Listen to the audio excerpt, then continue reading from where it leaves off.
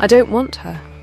"I never did," said the Duke of Larkspire, in a voice pitched exactly loud enough to be believed by the one person he needed to believe it, and precisely wrong for the one person he did not want to hear it at all. Days later, that same overlooked young woman would be kneeling in cold water up to her elbows, pressing her whole weight into his chest to bring the river back up out of him, counting compressions the way her father had taught her to count anything that mattered. Nothing about his winter went as planned. But first there was a dog to catch. The Duke had not laughed, not truly, not the kind that surprises a man out of his own posture, in 3 years. This was not a metaphor. It was a fact kept, like most facts at Larkspire, by the servants, who had taken to marking the anniversary privately, the way other households marked a birth. Julian Aldrich was 31 years old, unfailingly correct, and ran his house the way a ship's captain runs a hold in a storm that never quite arrives. Every rope coiled, every door accounted for, one wing locked entirely, one garden gone to bramble on principle. He had installed his grief the way another man might install a new roof, efficiently, permanently, and without complaint. Felicity Marlowe, by contrast, had never in her life performed anything for an audience, mostly because she had rarely had one worth the effort. She was 23, the daughter of a country physician 2 years dead. And she laughed the way weather happens, suddenly, without consulting anyone, often at herself. She had a single settled conviction, arrived at over a hard winter, and never revisited, that the world had tried to teach her caution by taking her father from her, and she had declined the lesson. When the world sits you in the mud, she had told herself once, laugh before it teaches you not to. She had not expected to test the theory quite so literally against a duke's ornamental pond, but life rarely consults a woman's calendar either. That, then, was the gap. A man who had shut every door in his own house rather than feel a draught, and a woman who walked into other people's gardens as though they had been left open for her, because in her experience most things eventually were. Between them stood roughly 400 acres, a dog of advanced years and higher opinions, a debt neither of them yet knew existed, and a sentence he had not yet said aloud, but would, itemised and badly, before the story was through. But first, there was a dog to catch. It began on a Tuesday in October, the kind of grey morning that seems undecided about rain, when a large elderly hound named Plato, so christened by the late Duchess of Larkspire for his gravity of expression, and his complete indifference to any argument not concerning food, slipped his lead at the edge of the Larkspire home wood, and set off across the lawns with the unhurried confidence of a creature who has never once in his life been meaningfully pursued. He was pursued that morning nonetheless, by a young woman in a serviceable brown cloak who had trespassed onto the estate to gather willow bark and comfrey from the hedgerow, and who had no more business chasing a duke's dog than she had business being there at all. A fact that did not slow her down by so much as a step. Plato ran, in the manner of old dogs everywhere, exactly as fast as was necessary to remain interesting, and not one pace faster.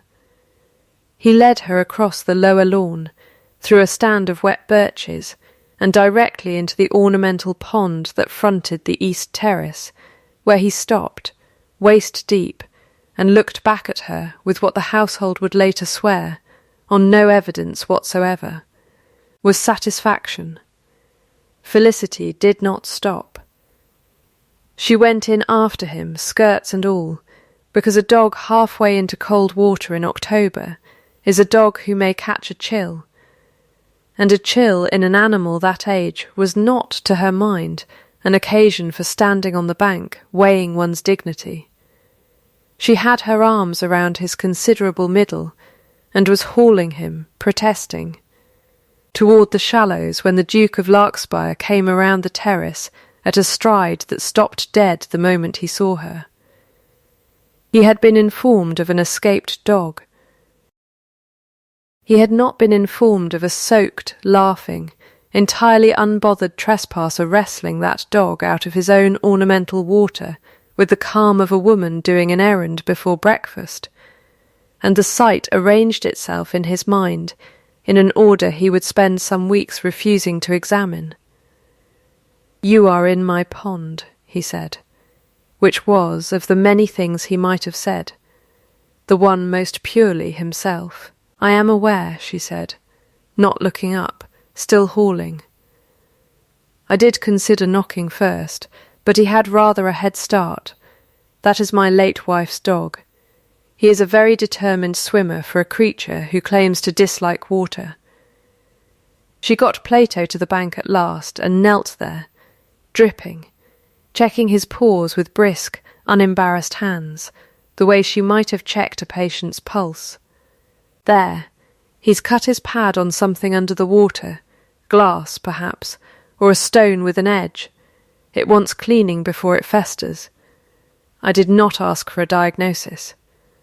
"No," she agreed, glancing up at him for the first time, and it was this, not her soaked him, not her presumption, not even the dog, that he would remember afterward as the actual moment, the hinge on which the whole autumn turned. She looked at him directly, without the small flinching deference his rank generally produced in strangers, as though he was simply a man standing in wet grass and not a duke at all.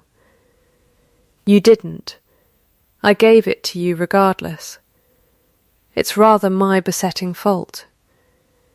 He found, to his own irritation, that he had nothing correct to say to that, and so said the only true thing available to him, which was, "Who are you?" Felicity Marlowe. "I trespass in your hedgerow on Tuesdays generally. I hadn't meant to extend the trespass to the pond." She had produced, from some pocket of her sodden cloak, a small blue-glass bottle, and was already dabbing something from it onto the dog's paw, with the unhurried competence of a woman who had done this 100 times and expected to do it 100 more.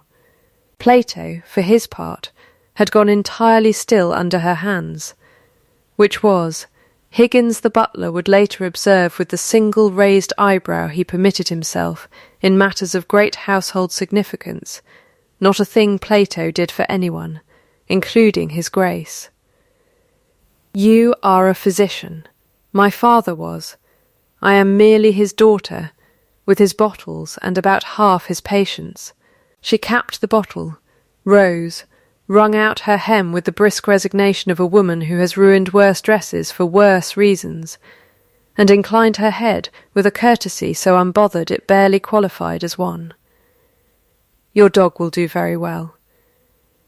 I'd soak his paw in salt water this evening, if your kennelman is amenable to instruction from a trespasser." "I don't generally take instruction from anyone," he said.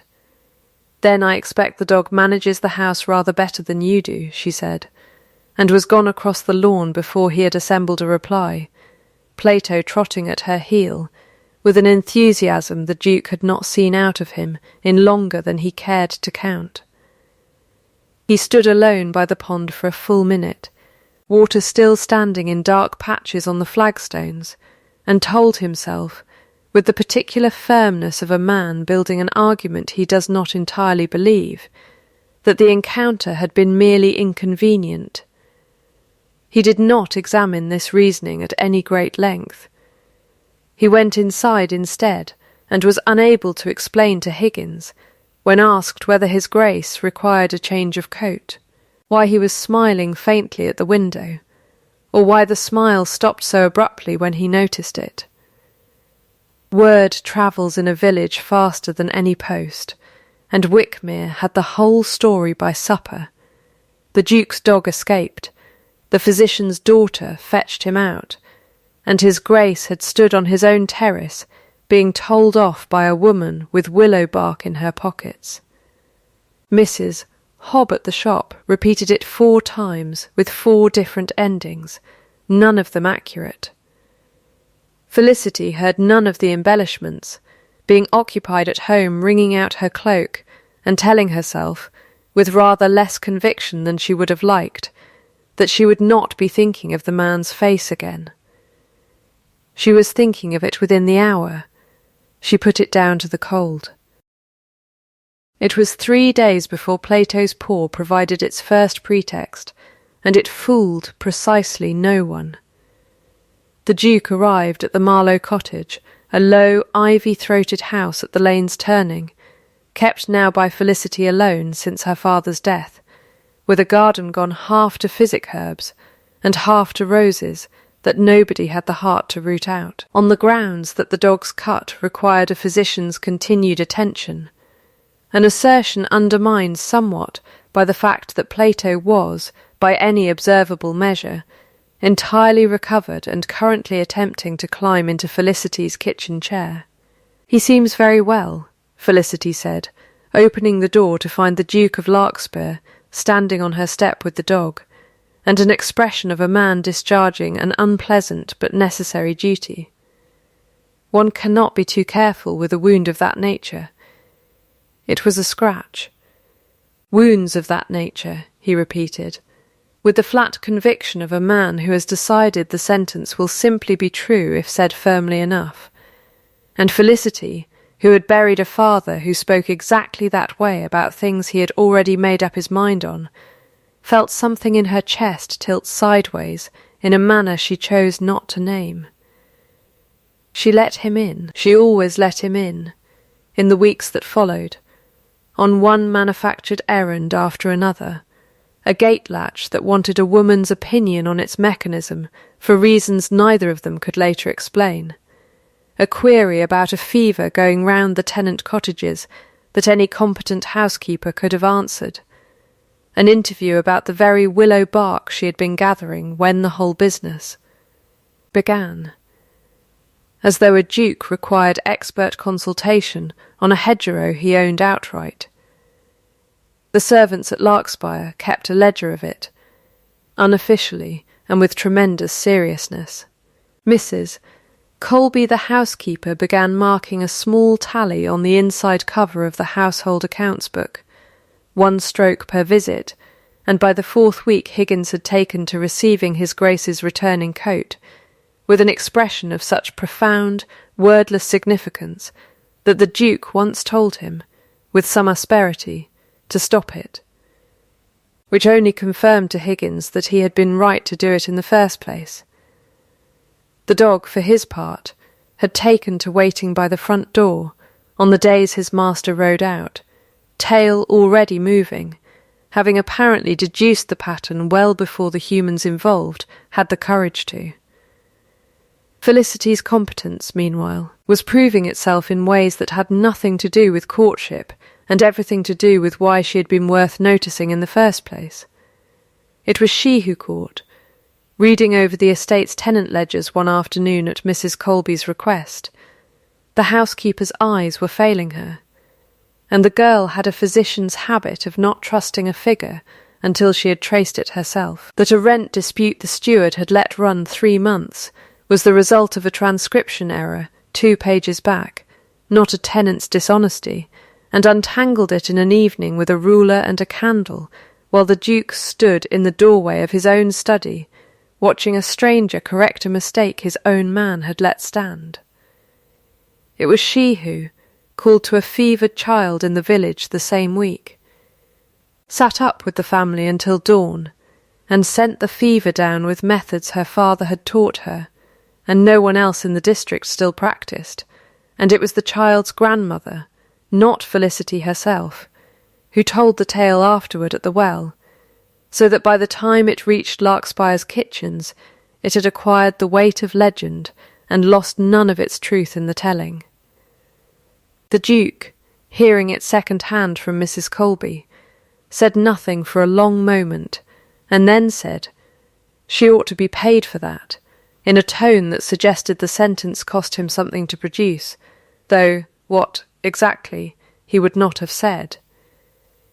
Mrs. Colby noted, for her private ledger, that his Grace had very nearly smiled at the account of the fever, nearly, she was careful to specify, being an almost of some 4 seconds duration, promptly corrected into his usual composure once he noticed himself doing it.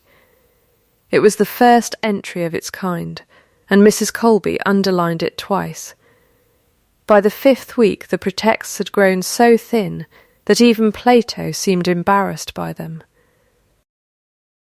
The Duke arrived one grey afternoon, with no excuse whatsoever prepared, having apparently exhausted the estate's supply of gate latches, and stood in Felicity's doorway in a silence that stretched a beat too long before he said, "I find I have run out of reasons to be here." "You might simply come," Felicity said, "the way other people do."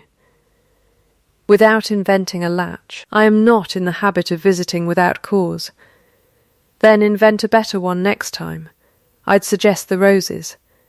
They always need something." She said it lightly, and he almost laughed, a short breath through the nose that both of them noticed, and neither of them named. And it was that near laugh, more than any latch or ledger, that told the household, when it reached them by whatever channel such things travel, that matters at Larkspire had progressed considerably further than either principal party was prepared to admit. Attention, as Felicity's father had been fond of saying over his physic garden, long before any of this began, is the beginning of love.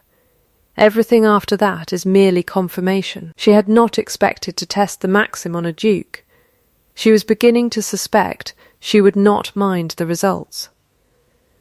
The wound at Larkspire had a geography, and Felicity learned its map slowly, the way one learns a house by which doors stay shut.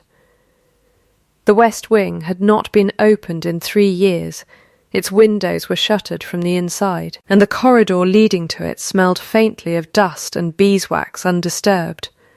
The music room stood likewise sealed, its pianoforte under a sheet, though Mrs. Colby confided once, in the manner of a woman handing over a small dangerous thing, that the late Duchess had played every evening after supper, without fail, for the whole of her marriage, and that the house had been silent at that hour ever since. There was a rose garden past the orangery gone entirely to bramble, its beds unweeded on principle rather than neglect, as though someone had decided that letting it die properly was a form of respect. Felicity noted all of it and said nothing, because grief, her father had taught her at a dozen deathbeds, is not a subject you knock on. You wait to be let in. She was let in a manner of speaking, on an afternoon in November when the Duke found her in the walled garden, not the wild one, the working one, where she had taken to helping Mrs. Colby's under-gardener with the winter beds on the excuse that her hands wanted occupying, and said, without preamble, in the flat voice he used for things that cost him, "My wife played the pianoforte. Every evening. I have not been able to hear the instrument since." "You don't have to tell me that," Felicity said, straightening from the bed she was weeding. "I am aware I don't have to. I find I want to." He looked, saying it, like a man surprised by his own sentence, and Felicity, recognizing the particular vertigo of a person confessing something they had not planned to confess, did not fill the silence that followed, only waited, the way her father had taught her to wait at a bedside, letting the truth arrive at its own pace rather than chasing it. "Her name was Marianne," he said finally. "She has been dead 3 years. I have not laughed since, not properly, and I had rather thought that was simply the arrangement now, the way a house settles after a hard winter and one stops expecting it to be otherwise. My father died 2 years past this Christmas," Felicity said, because a confession answered with silence is a debt, and she had never been one to leave a debt standing. He worked himself into a fever nursing half the village through the winter sickness, and would not stop to nurse himself. I have not since been able to smell wood smoke without thinking of his surgery. I laugh anyway. I decided rather early that grief and joy could share a house if I insisted on it, and I have gone on insisting. That sounds a great deal of effort. It is considerably less effort than the alternative, she said, and this time he did laugh.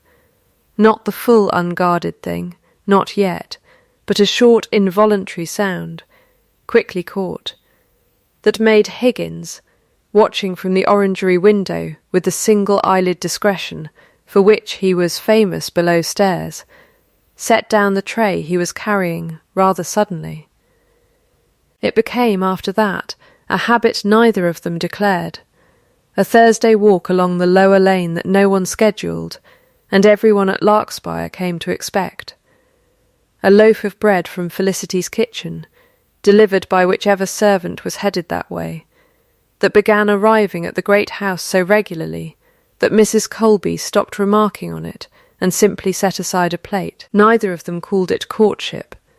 It simply became true, the way weather becomes winter without anyone signing a paper to that effect, and the household watched it happen with the quiet proprietary satisfaction of people who have been waiting a long time for good news and intend to enjoy every instalment.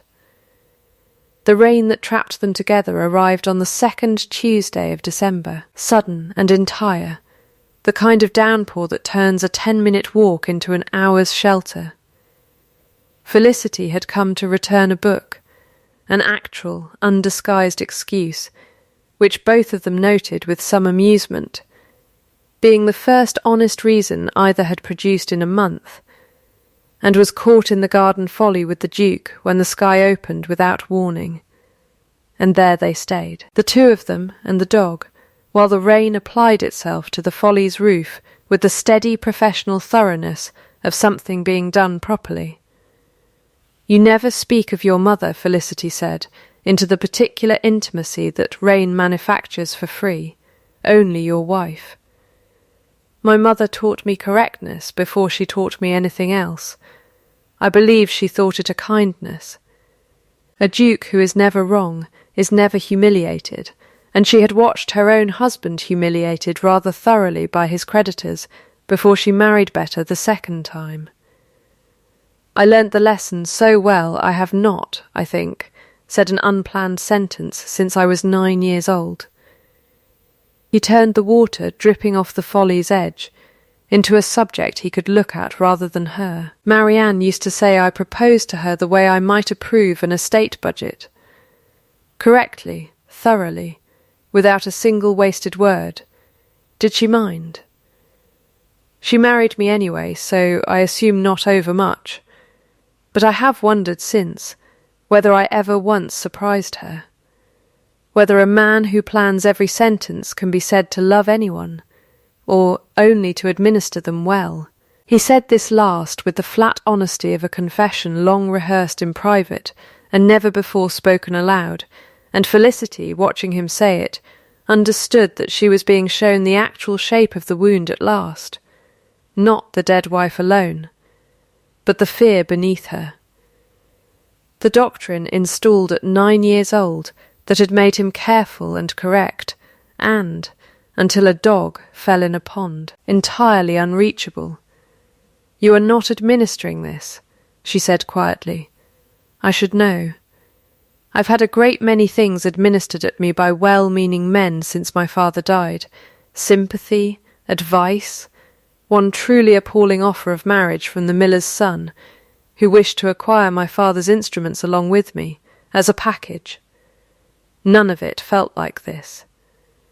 What does this feel like? Like being looked at, she said, rather than looked over. It is a rarer thing than people credit.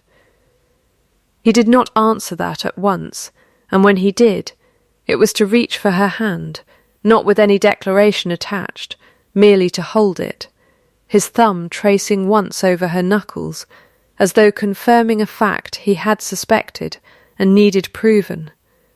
And it was here, in the folly, with the rain still going, and Plato asleep across both their feet, as though he had personally arranged the whole afternoon.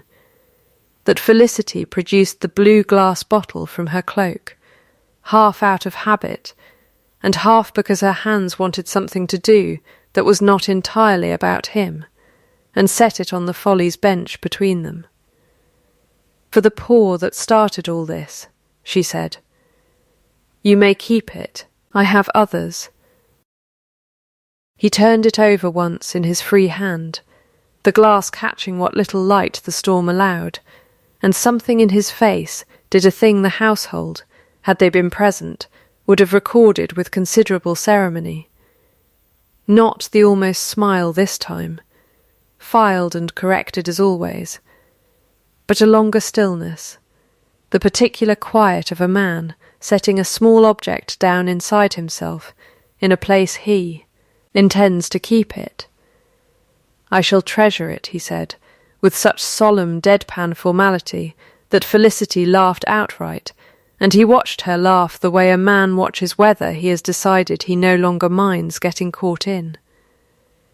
Trouble in a house of this kind always begins with a guest, and Larkspires arrived the following week in the person of Mr. Cup, Edmund Vane, the Duke's cousin, and, in the absence of a son, his heir presumptive, a genial, over-tailored man, whose debts were considerably better known in London than his virtues, and who had come ostensibly to pay his respects, and, actually, to press a scheme he had been nursing since summer, that his Grace ought to marry Miss Georgiana Prentice, a considerable heiress, whose family's fortune Mr. Vane had quietly and extensively borrowed against on the strength of a match he had all but promised on his cousin's behalf without troubling to ask him.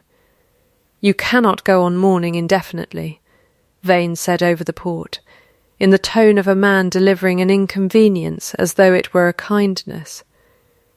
Marianne would not have wished it, and the Prentice connection would settle a great many difficulties.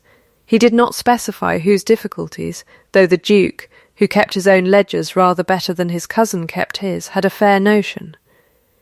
"I have no intention of marrying Miss Prentice," the Duke said. "You have no intention of marrying anyone from what I hear below stairs, except apparently the apothecary's daughter." Vane said it lightly, testing, the way a man tests ice, and the Duke's silence told him rather more than he had bargained for. It was 2 days later that Vane produced, almost as an afterthought over breakfast, a folded paper he had come across among some old estate correspondence, a note of debt, bearing what purported to be the late Dr. Marlowe's signature, owed to a London creditor, and, Vane observed, precisely the sort of thing that might embarrass a young woman's prospects considerably. Should it become known in the district that her father had died, owing money he had never disclosed? He did not threaten outright. Men like Vane rarely need to. They simply set the possibility on the table and wait for someone else to flinch. The Duke did not flinch where his cousin could see it. He sent, that same afternoon and without a word to anyone, for the London solicitor who handled the Marlowe estate's small remaining affairs, with instructions to examine the note's provenance line by line, before anyone else so much as breathed its existence near Felicity, a quiet, unilateral piece of protection the household would not learn of for some days, and Felicity not at all until it was safely done. It was, in its way, the most correct sentence he had ever composed, entirely without her knowledge, entirely for her sake, and entirely typical of a man who had been taught that love, like everything else, ought to be handled competently and without fuss. What he had not accounted for was his cousin's patience. Vane, sensing the ground shifting beneath his scheme, changed his approach that same evening, cornering the Duke in the stable-yard within clear earshot of 2 grooms, the coachman, and, though neither man had noticed her arrival, having come round by the kennels with a basket for Plato's supper, Felicity herself. Not 20 feet off behind the stable wall. "Word is already through the village that you're courting her," Vane said, not troubling to lower his voice. Which was, the Duke understood at once, entirely the point. Vane meant this to be overheard, meant it to reach exactly the ears it would reach, so that whatever answer came back could be repeated with authority. It will reach the Prentice family within the fortnight, and with it every unflattering thing that can be said about a physician's daughter with a dead father's debts. You will ruin her prospects as thoroughly as your own, and call it sentiment. It was, the Duke would tell himself afterward, a chess move and nothing more, a sentence built to strip Felicity of her value as leverage, to make her a subject not worth ruining, because there was, by his own declaration, nothing between them left to ruin. It was, in the same breath, the single worst sentence of his correct and careful life, and he did not know it yet. "I don't want her," he said, flat and clear, pitched to carry precisely as far as it needed to. "I never did." Vane, satisfied, went in to his port. The grooms, embarrassed, found urgent business with the harness, and Felicity Marlowe stood behind the stable wall with a basket of scraps for a dog who trusted her more than he trusted his own master, and heard 4 words land in her chest like stones dropped into still water, before she had the chance to hear the 2 that came after, or understand the shape of the sentence at all. She did not run. She was not, whatever else the day had cost her, a woman given to dramatics, and some part of her, the part that had spent 2 years reading her father's ledgers, and knew that figures often meant less than they first appeared to, held itself very still and refused, for the moment, to conclude anything. She set the basket down for Plato, who nosed it and then nosed her hand instead, whining low, as though he had heard the sentence too, and thought considerably less of it than she did. She walked home in the early dark without crying, which she noted with the same dry precision her father had brought to every diagnosis, was either remarkable composure or a very bad sign, and chose, for the evening, not to decide which. Mrs. Colby heard the whole exchange from a maid who had heard it from a groom before supper was half done, and carried it upstairs to the Duke's study with her face arranged in the particular careful blankness of a servant delivering news she suspects will not be welcome. "Miss Marlowe was at the kennels this afternoon, Your Grace," she said. "Behind the stable wall. During your conversation with Mr. Vane, the Duke went very still. The whole of it. I could not say how much, Your Grace. Enough, I should think, to hear the part that mattered." Mrs. Colby permitted herself, in light of 11 years' service and the gravity of the moment, one further sentence.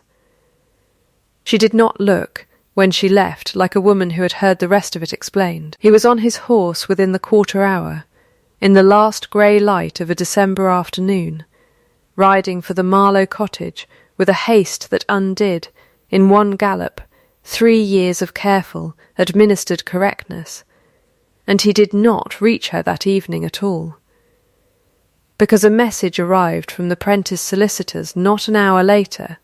Vane's scheme, it transpired, had grown legs of its own, and a formal inquiry regarding the Duke's intentions toward Miss Georgiana had already been dispatched by her anxious father, requiring, by every rule of correctness the Duke had been raised on, an immediate and careful written reply before he could in conscience ride anywhere at all.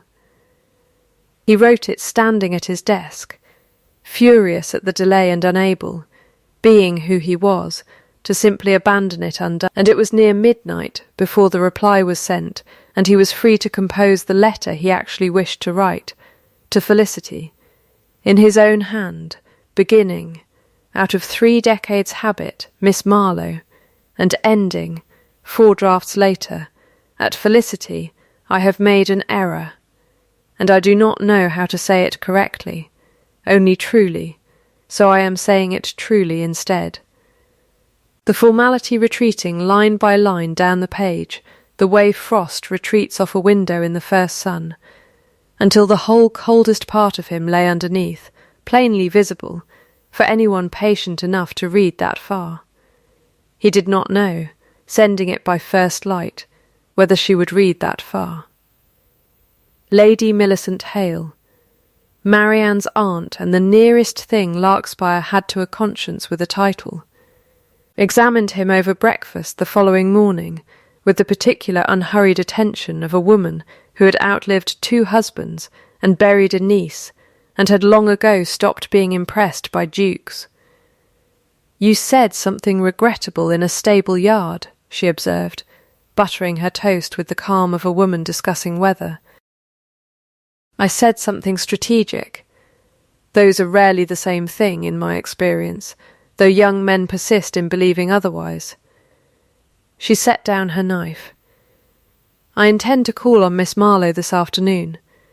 Not on your behalf, do not mistake me, but on my own, since I find I have formed opinions about her that want confirming before I permit this house to break its own heart twice in one lifetime." She rose, leaving her toast unfinished, which the Duke understood, from long acquaintance, to be the closest thing to alarm Lady Hale permitted herself to display. The interrogation, when it came, was conducted in Felicity's own small parlour, over tea Lady Hale had not asked for and drank anyway, and it was thorough in the way only a woman who has buried more than one certainty can make an interrogation thorough. She asked about the Marlowe debts directly, without softening, and listened without expression while Felicity, pale, composed, entirely unwilling to defend herself against an accusation she had not in fact been formally handed, explained what she knew of her father's affairs, which was, she said plainly, considerably more than Mr. Vane apparently supposed, since she had kept her father's books herself since she was 16, and could account for every shilling that had passed through his hands in the last decade of his life. Then, "The note is false," Lady Hale said, not a question. "The note is either false, or belongs to some other Dr. Marlowe entirely, since my father never in his life borrowed a sum he could not immediately produce the receipt for, and I have every receipt he ever kept, in a box under this very window-seat, should anyone care to look."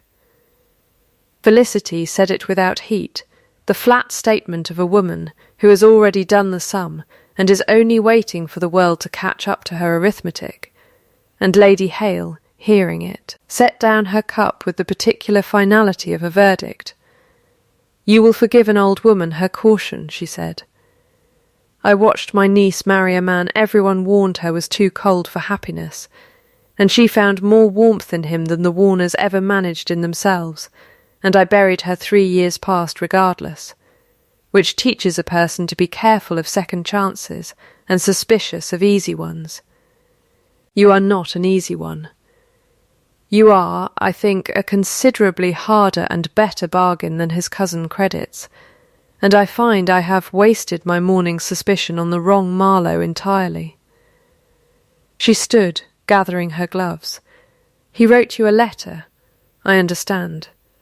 I would read it, were I you, before you decide the stable yard was the whole of the story. Men are fools in exact proportion to how much they have been taught to fear being wrong, and my great-nephew was taught a very great deal of that particular fear before he was old enough to know better. It was, Mrs. Colby would say afterward, the finest thing Lady Hale had said in a decade, and it converted the household's last remaining doubt into something very like a wager on the outcome. Felicity read the letter that evening by her kitchen fire, twice, and set it down with her hands not quite steady, and understood, reading the coldness retreat off the page paragraph by paragraph, until only the true thing was left, that whatever had happened in the stable yard, it had not been what it sounded like standing behind a wall. She did not yet know whether to forgive it. She had not, however, decided against him either, which her father would have recognised, had he lived to see it, as roughly the same caution he had taught her over every ledger he had ever shown her. Do not conclude from half a sum. The proof came from London 2 days later, delivered by the same solicitor the Duke had quietly engaged the week before Vane's scheme ever surfaced. The debt note was confirmed a forgery, the signature traced to a clerk in Vane's own employ, the whole scheme constructed to force the Duke's hand toward the Prentice fortune before his creditors discovered how thoroughly he had already spent it. Vane left Larkspire the following morning, before the matter could be laid formally before him, packing with an efficiency no one had previously suspected him capable of, and was gone from the district within the week, his departure noted by exactly no one with regret, and by Higgins with a single raised eyebrow that misses. Colby understood, correctly, to constitute a full eulogy. The weather that had shadowed the whole business broke into genuine storm the night the truth arrived, rain turning to sheeting rain, and the wind coming hard off the moor, and it was in that storm, riding out himself to confirm the report that the lower ford had flooded, and to see the tenant families safely clear of the water before it rose further, a duty he would not delegate, being who he was. That the Duke's horse missed its footing on the swollen bank and went down, throwing him into the current at the exact bend where, 3 winters before, another rider had gone into that same water and not come out of it again.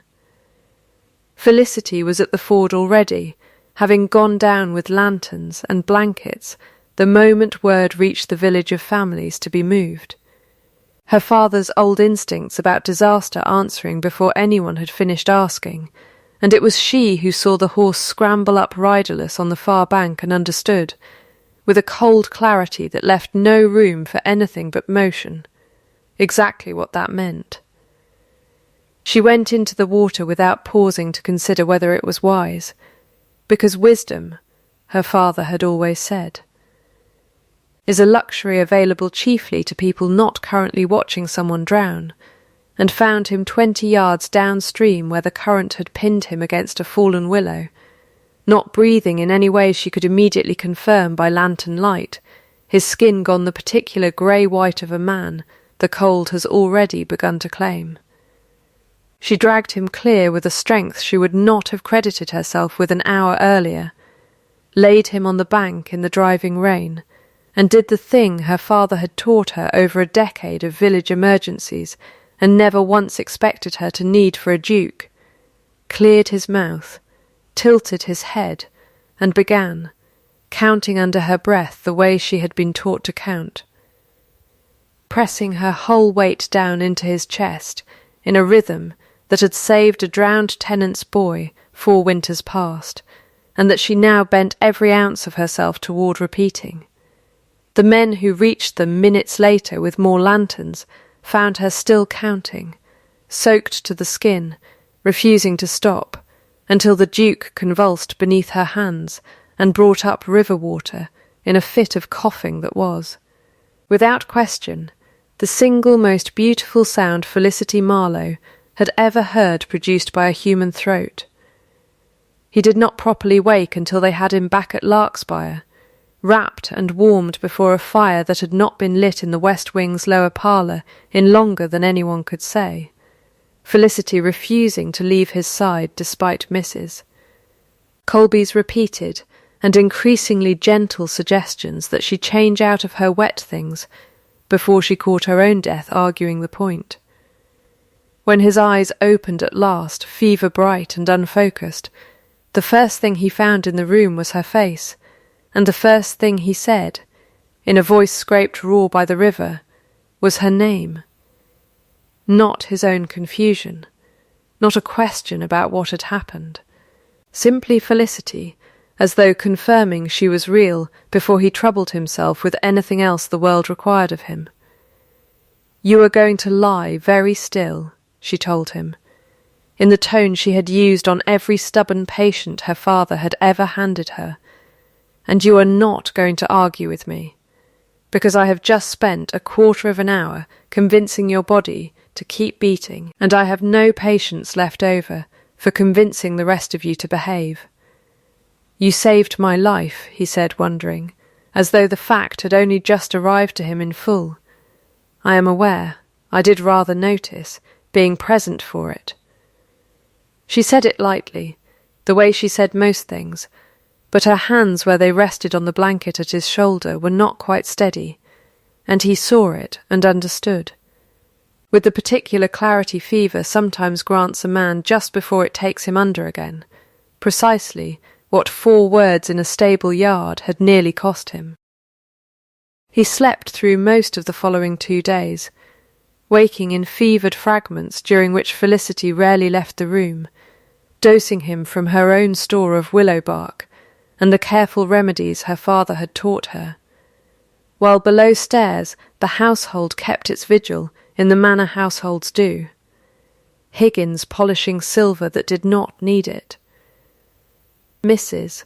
Colby keeping a kettle permanently at the boil, Plato installed at the foot of the sickbed and refusing every attempt to remove him, Lady Hale sitting up 2 full nights herself with a book she did not read a single page of.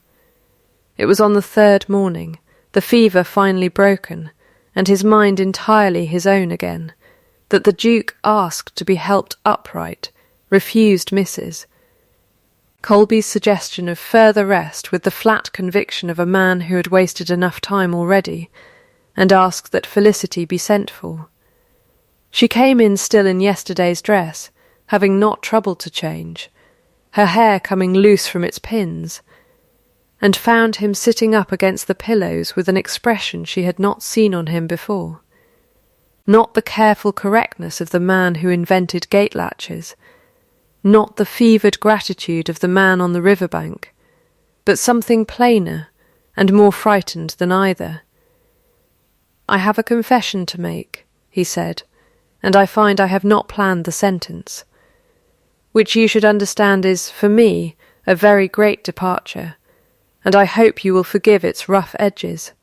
"I generally prefer the unplanned ones," Felicity said. "I've had a great deal of practice with them lately.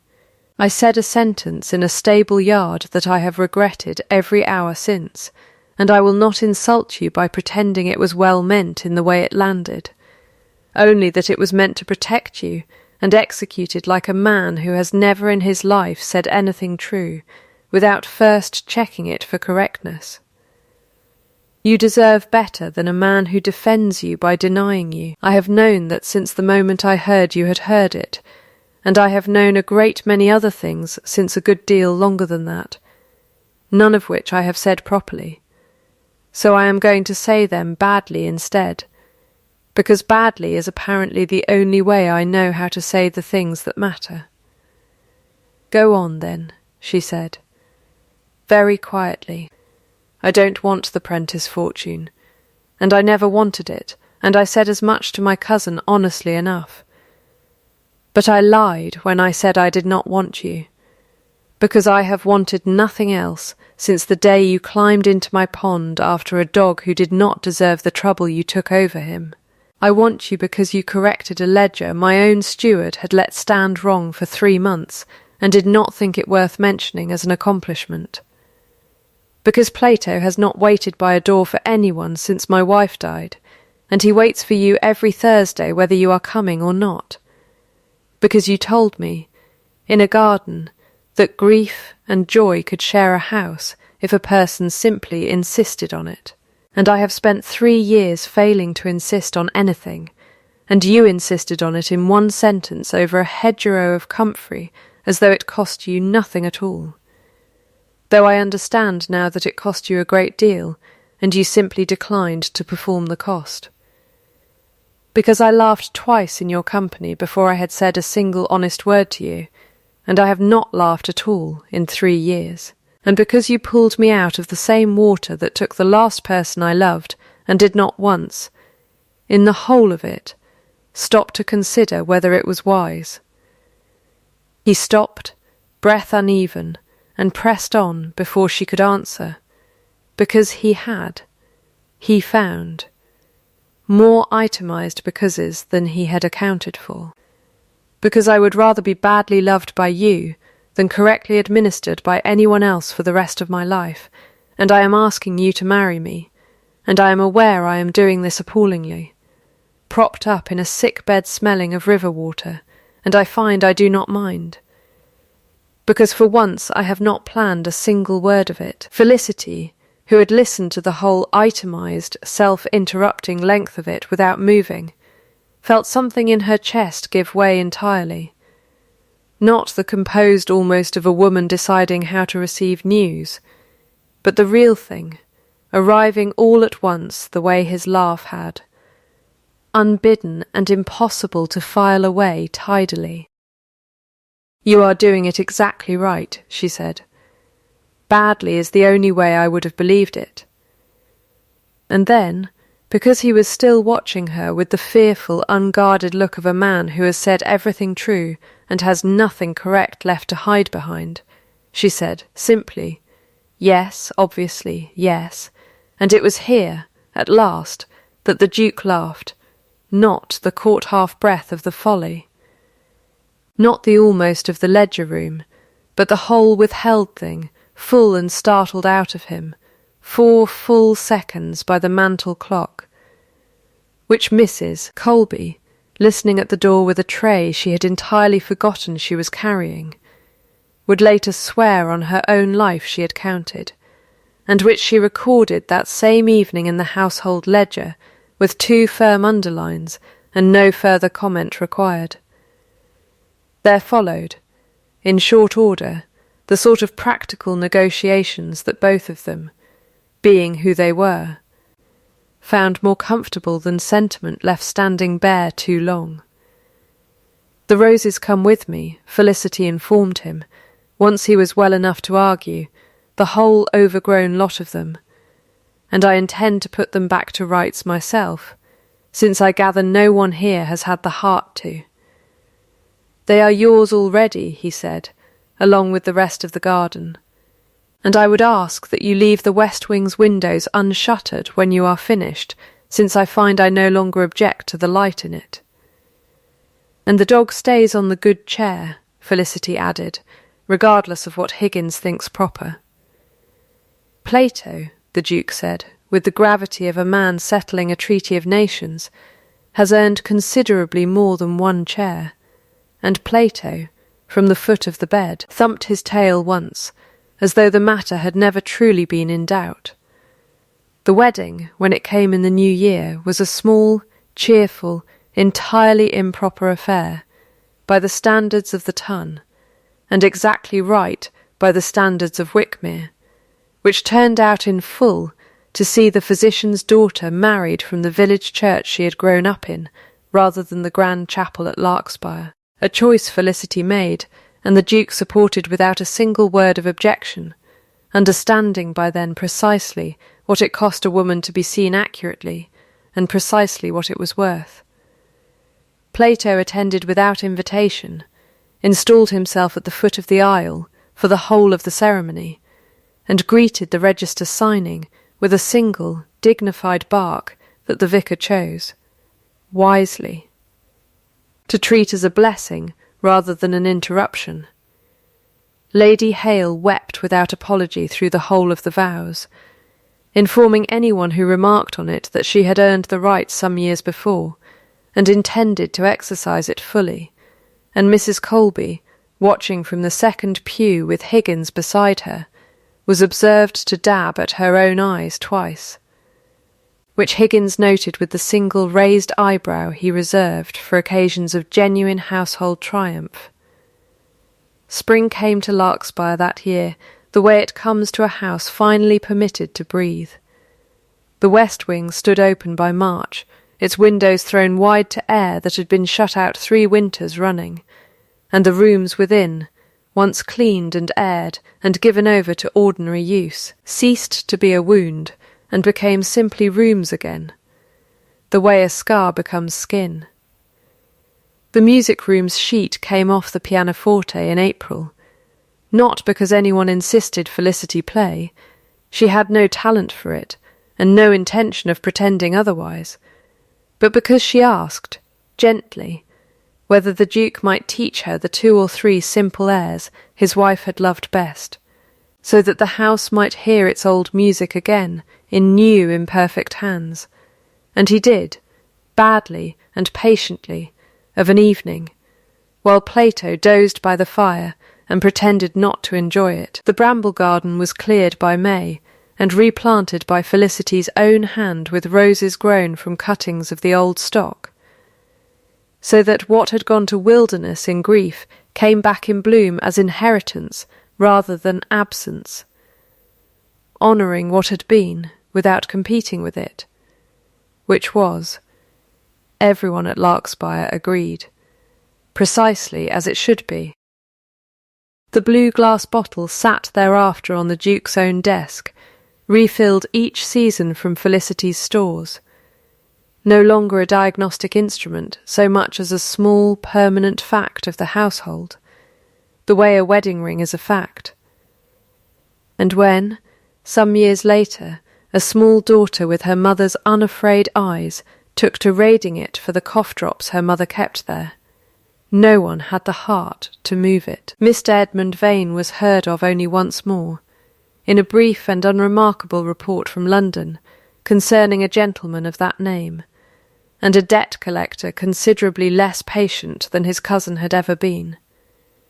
A fate no one at Larkspire troubled themselves to feel sorry about, since, as Higgins observed with rare editorial flourish, no one had noticed him leave the district in the first place, which he would have minded most of all had he possessed the self-awareness to notice it either.